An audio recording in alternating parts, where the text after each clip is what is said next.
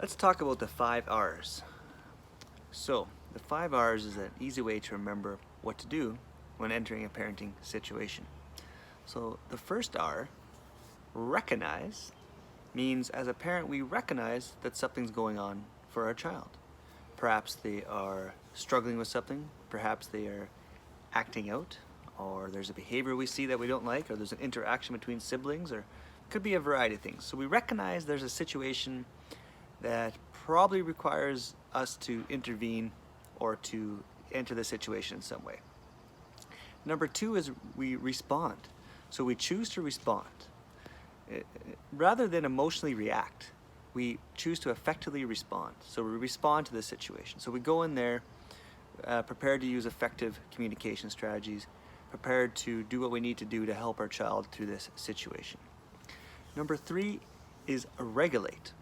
So we've recognized, we've chosen to respond, so we want to regulate. So we realize they've entered their little brain. They're not in their big brain where they're thinking clearly or they're logically going about their situation. They're in their little brain and they're experiencing big emotions and they are upset. They are emotionally dysregulated. So we choose to actively participate by co-regulating with them, or we remind them how to self-regulate when they are experiencing big emotions. The fourth R is relate. So we want to relate to their situation. So this can be coupled with number 3, regulate, but relate is relating to the situation. We use empathy. We say, oh man, I get it. That must be hard. Wow, that is tough. That is, I get it. I'd feel the same way. And number 5, the 5th R is to reason.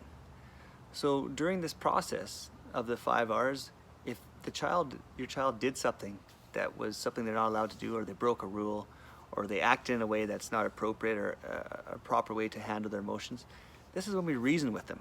So we don't ever want to reason with them to teach them in order to discipline them or to get them to modify their behavior until we've done the other 4 R's. If you enter a situation and you try to reason as your first thing, it's never going to work. Your child has to be in their big brain, their thinking brain, to be able to reason. So to review, the 5 R's are number 1, recognize, number 2, respond, number 3, regulate, number 4, relate, and number 5, reason. So those are the 5 R's and how to break them down on how to enter situations with your children effectively.